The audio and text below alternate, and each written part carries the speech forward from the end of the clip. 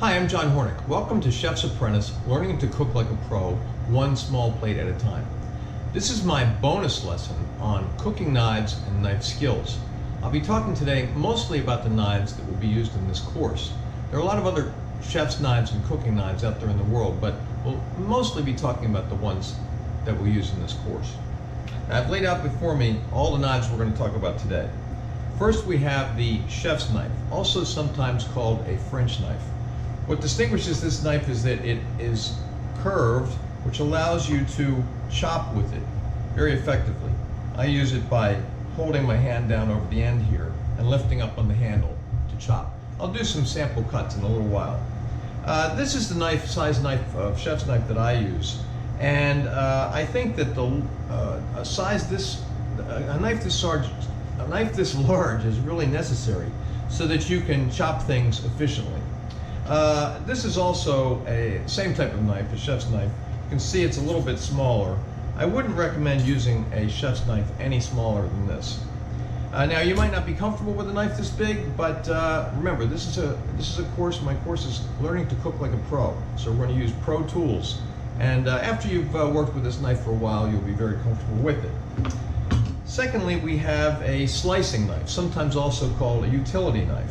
And this one here is fairly long. It's important to have a long slicing knife so that if you're slicing through, say for example, a piece of beef, you can do it in one continuous draw, one cut, rather than sawing through it. So it's important to have a long knife. I'll show you an example of that in a Japanese knife in a few minutes. Next, we have a boning knife or filleting knife. You can see this knife comes to a sharp point, and it's smaller. It's used for removing the bones from all types of protein, really, from beef or from chicken or from fish as well. Then finally we have the paring knife. Now, the paring knife is a little utility knife that is really comes in handy, and we use it for a lot of different things. Finally, we have a meat cleaver. I don't really use this very often, but what you use this for is for chopping up meat and cutting through bones, and with a lot of power. Now, it's important also that you have knives that are sharp, and I'll talk a little bit more about that in a moment. What I'll do with my knives from time to time is I will use a sharpening stone, where I run the knife at an angle. Just you can see that it's about at an angle like this, so you've got maybe the distance of a nickel between the bottom of the knife and the stone. And I will run the knife across the stone a few times. Also come back this way. Now, of course, you're coming toward you now, so be very careful when you do this. So if I want to make sure my knives are sharp, what I will do is first I will use the stone. Then I will use the steel. And I really only use this sharpener for brushing up the sharpening from time to time. Like I said, I don't use the stone that often. All right, now these knives are made mostly of stainless steel. I use Wusthof knives. These are all Wusthof knives except possibly this one. And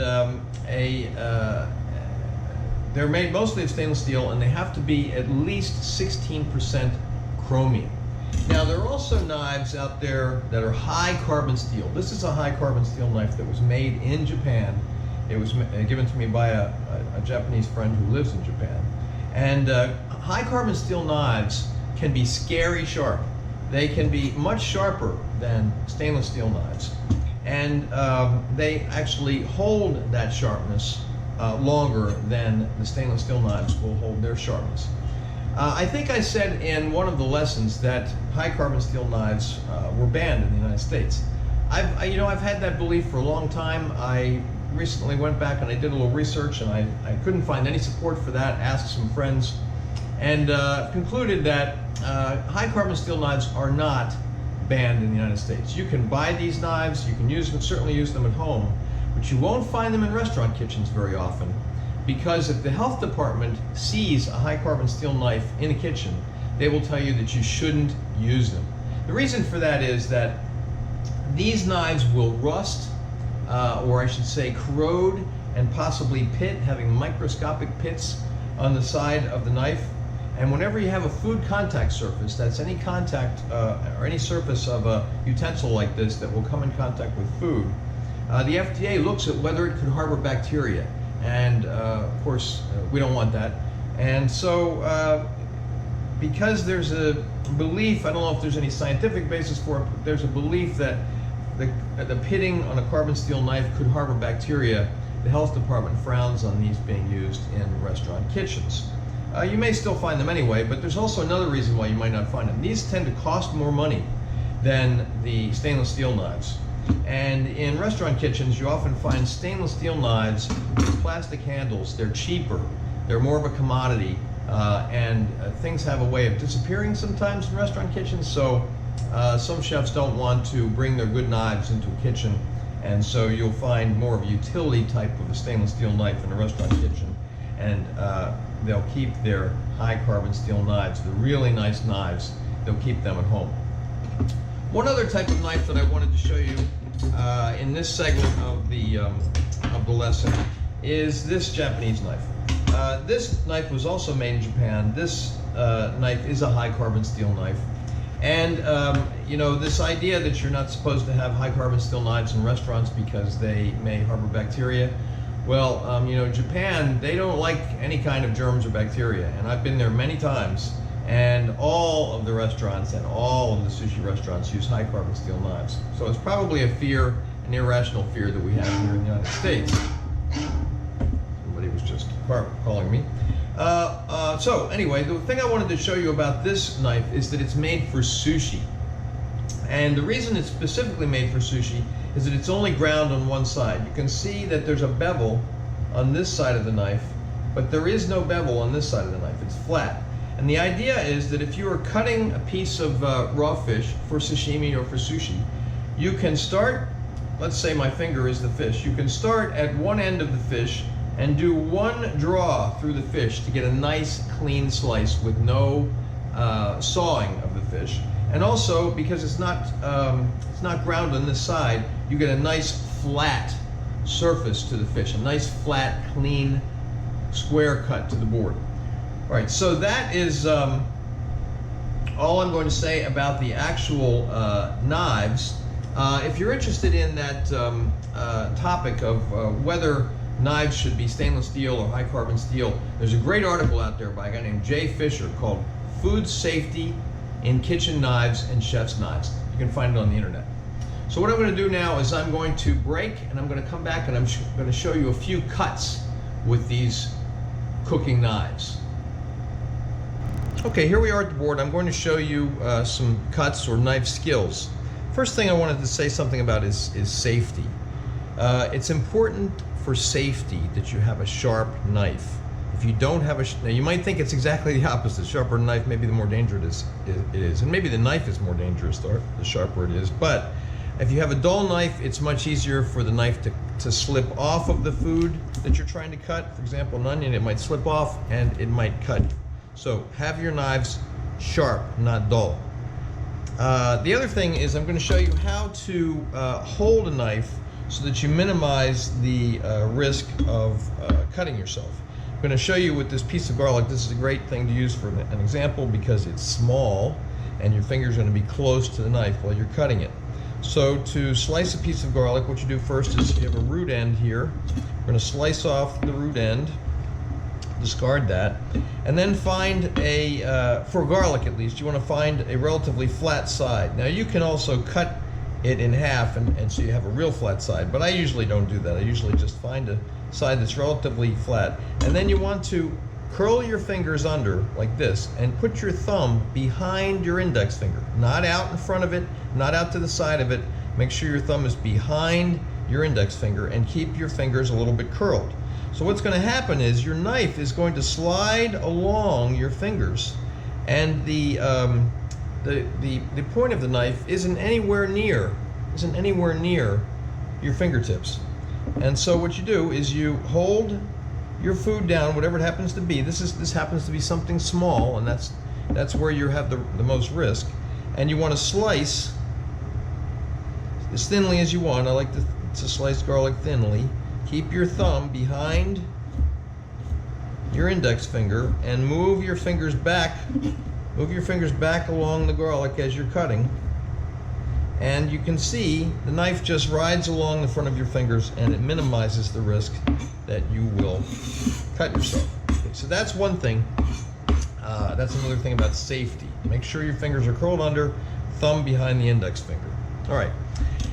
Now, in showing you that example, I showed you about how to slice garlic. I'm also going to show you something else you can do with a knife, with a chef's knife. Cut off the root end of the garlic, as we did before, and then you can use the knife to crush it to make a garlic paste. Now, I like to do this actually with a little salt. So we will take some kosher salt. Now, why do you do this? We do this because the salt is providing some it's not only providing flavor, but it's also providing some abrasion, almost like sandpaper. So, crushing the garlic with the side of the knife and with the salt, and you can just run the knife over it with your hand pressed down on the side of the knife to make a paste. So you're really releasing flavor when you do this, and since there's salt in there, you're adding flavor as well. So there we go, garlic paste. All right. Now I'm going to keep this and use this later. All right. Put that into a prep bowl. Wash off our knife so we can work clean, as we always like to do. Okay, next I'm going to show you some cuts. So we're going to use this carrot as an example. And let's take the fat end of the carrot, cut off the root end of it. We're going to cut it in half. Okay, and then we're going to cut it like this, so we have a flat side, and then we're going to cut it again and cut it again. So now we have 3 pieces, 3 slices. Then we're going to cut that again,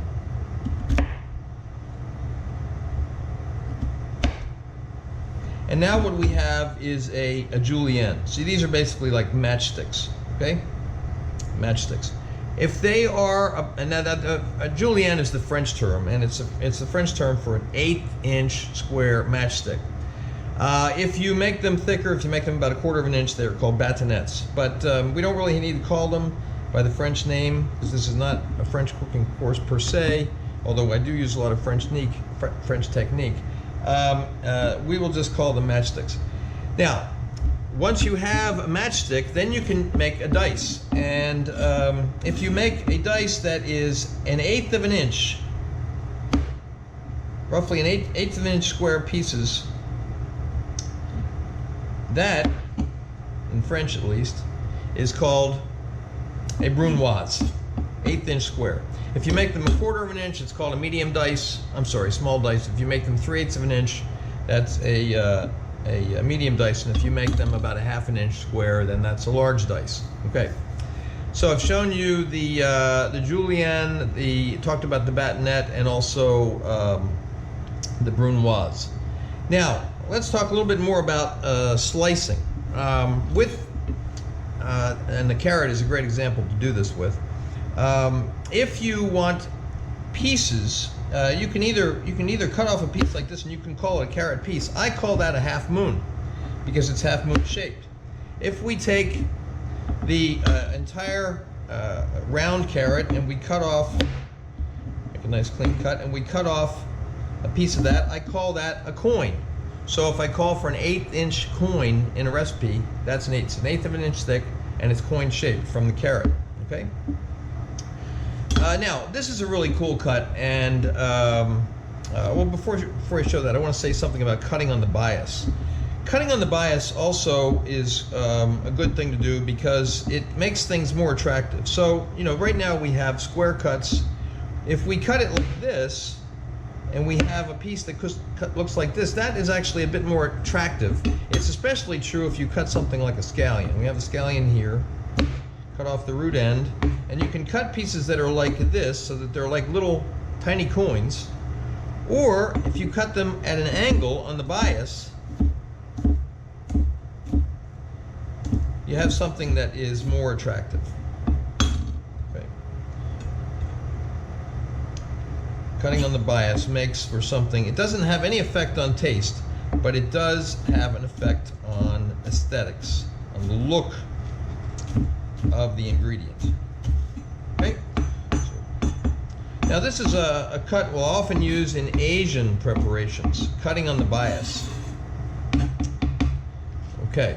Now, the next thing I want to show you is the roll cut. Now the roll cut is really cool because when you're trying to cut something like a carrot that is tapered, it's narrow at one end than it is at the other end, you may want to have pieces that are all roughly the same size and shape. So how do you do that? Well, what you do is you can start with a square end. Let's start with this square end here. Cut a piece, roll it, cut again, roll it, cut again, roll it, cut again, and we keep doing that, cutting at an angle.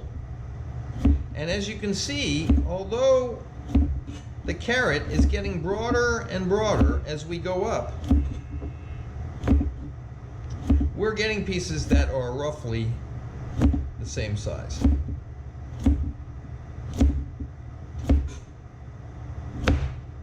That piece was a little bigger. Okay.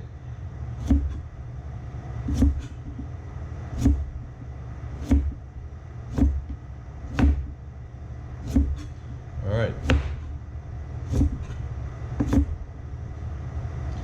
Now the pieces are not all identical, obviously, but they're all roughly the same size. Why is that important? Well, it's important for a couple of reasons. One, you want to have them roughly the same size so that they cook evenly. So they cook roughly at the same rate. So you're not going to have a piece that's soggy and done if you were, it doesn't matter how you're cooking them. You don't want a piece that's really kind of soggy and cooked through and soft, and then another piece that's hard. The other reason is that for aesthetic reasons, you might want all of the pieces to look roughly the same if you're putting, say, a mound of these on a plate. Okay, last thing we're going to do in this lesson is an onion. So, first thing to do is get the skin off of the onion. All right, how are we going to do that? Well, what I do is I press down on the onion and I turn it. Now, the big pieces of the skin will come off right away when you do that, but turn it a few more times, press down on it with your weight, one hand on top of the other, and turn the onion as you go. All right, and then cut off the sprout end. This is the root end with all the fuzz coming out of it. Cut off the other end, the sprout end. Do not cut off the root end. Okay, and then the skin, what's left of it, comes right off. Okay, now, some people will tell you to tear away a couple of the outer layers of the skin. Well, you can minimize doing that by doing it the way that I just showed you. That way you lose as little of the onion as, no more, you don't lose any more of the onion than is necessary. All right, next. Well, I decided to clear the area before I did the onion cut. So what we're going to do now is show you how to cut an onion. Now, the way that you'll see it done most often is to cut the onion in half and then slice it around this way. Now, what I'm going to do is cut it. I'm going to do it that way, and I'll show you why. So we're going to cut through the onion, and then we're going to use the paring knife. Now, some people will use the chef's knife to do this step. I think it's a lot easier if you use a paring knife. And you can see that there are little lines in the onion. And what we're going to do is we're going to use the paring knife and we're going to slice roughly along those lines. You don't have to be exact. You don't have to be as narrow as those lines. And we're going to go all the way around the onion. Okay, then what we're going to do is we're going to cut this way. Now I'll show you in the other half of the onion how some other people do it. We're going to slice it this way, and the smaller you make these slices, the more fine your dice is going to be. If it's a very narrow slice, you're going to end up with a minced onion. If it's a wider slice, you'll wind up with more of a diced onion. Now what we're doing is we are trying to keep the slices fairly thin.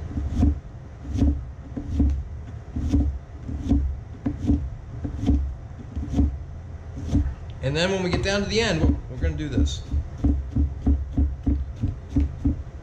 Make them as small as you can. That will keep your dice uniform. Okay. Now, we have a pile of diced onion. Is it making me cry? Yes, it is. Okay. Rinse off the knife. Now, with this other half of the onion, we're going to do it the same way at first. We're going to slice around the sides with the paring knife, roughly along the lines of the natural lines of the onion.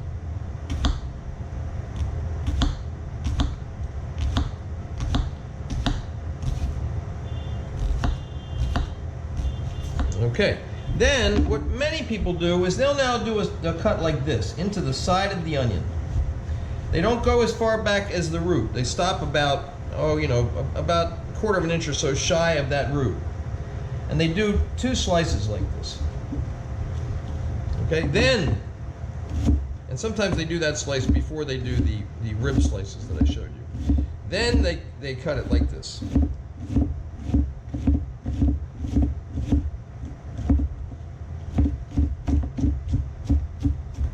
Now, the reason I showed you that is I think that step is totally unnecessary.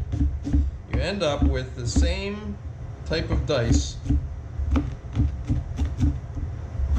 that we got from the first side. You can see it's nice finely diced here.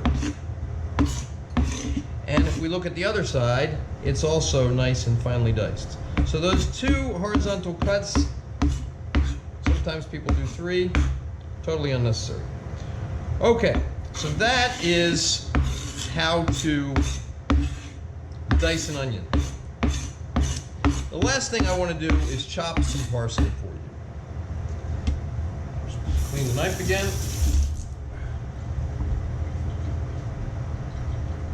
I'll have to do this while I'm crying, but nevertheless. So what we want to do with parsley is if you have a full head of parsley, which you can usually, or a bunch of parsley, what you can usually do is just take your knife and chop off the outsides, and you don't have to worry that way about getting the stems. The stems are all down here, okay? As you get farther down on it, you'll start to get more stem, and you might need to weed those out. And then this shows really how effective a chef's knife can be. So what we do is we put our hand or our fingers over the end of the knife, and then we rock it. We chop, rock, and we turn as we go. We turn as we go, okay? So we chop across the parsley, bring it back together, chop across it again. And you won't really have to do this too many times. It really depends on how fine you want it to be. But I went across it, 5 or 6 times, maybe 7 times, and here we have a nice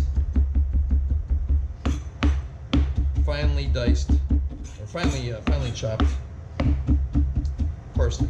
Okay, so that's it. That is our bonus course on cooking knives and knife skills. Please subscribe to this channel. Thank you.